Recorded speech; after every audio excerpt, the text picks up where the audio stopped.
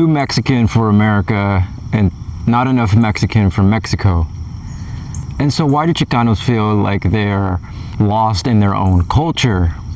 Well, let me explain. See, a lot of families from Mexico immigrated for a better life in America. And so the parents, they prioritize their kids to speak English. Since they were born in America, they would have better opportunities, and if they spoke English as their first language, they would have more opportunities. And Mexican homes push them more to speak more English than Spanish. And that's why the epidemic of the no sabo kids was born, you see. And a lot of people blame the parents or the culture surrounding Chicanos because they build their own culture, right? And so this is why Chicanos feel so lost, because while they're maybe 13-year-olds to 14-year-olds, the oldest sibling of the whole batch was forced to translate for the parents because they only spoke Spanish and the kids knew English. And so, as you can see, that created a big problem because now the kids are speaking English but they don't know Spanish. And now people from actual Mexico are judging a lot of these no sabo kids because they're like, tienes la cara de nopal y todavía ni hablas español, which translates to, you got the features and the face of a Mexican, but you can't speak Spanish. It's kind of disrespectful that you look Mexican, or not even that you look Mexican, that you are Mexican, and that you don't talk Spanish. And I can see why. A lot of big problems are because people from America that were born in America, they have this issue, not all of them, but most of them have this issue where they feel superior to the people who are actually in Mexico, right? Because they feel more privileged, they feel American, and that's where the whole confusion starts. It's like there's so many layers and problems to this question. American culture in itself, they feel superior to everyone around them, right? They want the best of the best. They need the best of the best because they think they're the best of the best. And Mexico is a very humble place, right? Where it's all about community building and family oriented, right? And America is very individualized and very capitalism and make as much money as you can, right? And so you have these two clashing cultures of family-centered values, and then you have America, which is very capitalistic and very money-centered, right? Because in Mexico, if you don't have money, it's all good. Nobody there has money, so it's all good. Even though actually, that also me saying that, that's a stereotype where people think that Mexico doesn't have money for some reason. Or a lot of people in Mexico are poor, which is not really, that's not even close. But anyways, the point is that America is viewed as this wealthy nation, or you have to be wealthy. If you're not wealthy in America, you're doing something wrong. You know what I'm saying? And so you have these two cultures clashing against each other. And so you can see the whole confusion where Mexican Americans, Chicanos, they kind of like, I don't know, like they kind of just like get whitewashed. And then Mexican people from Mexico don't like them.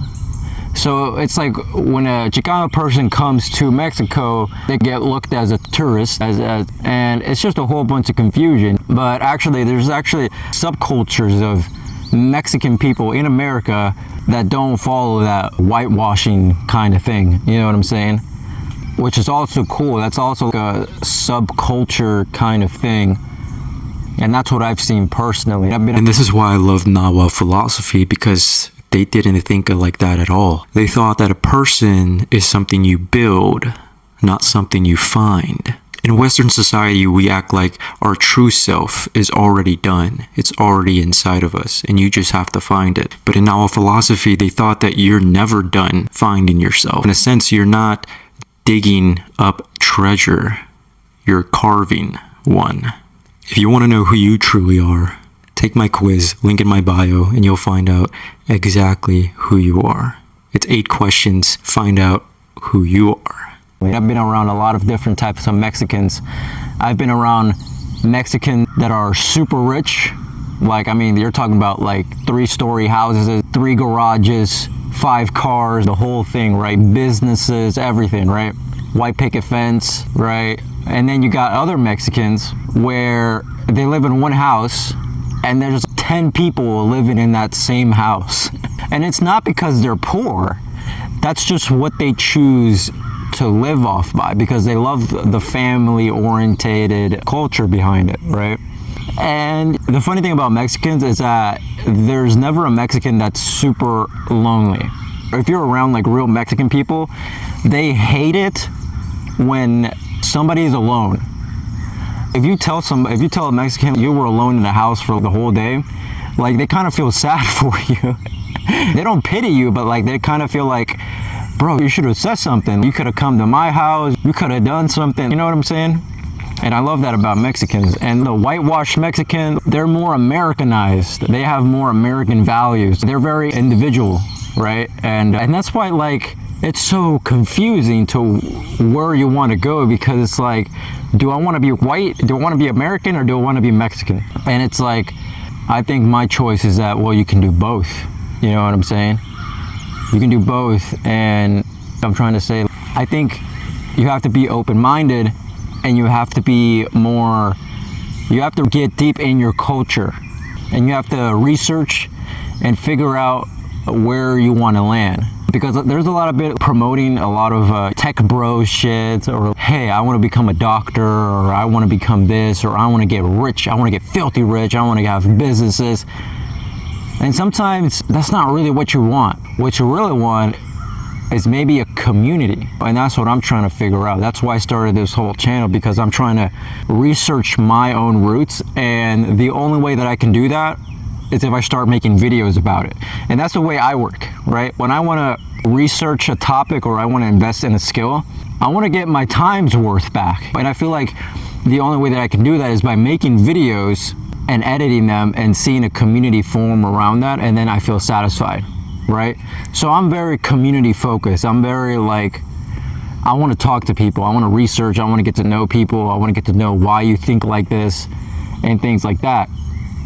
And so I want to research this topic more, and I want to dive into it, but my phone is about to die, so I'm gonna have to stop it right here. But that's what I found out. I want to know your comments down below. Go check out my guide. It's in the link in the description. And that's it. All right, peace out.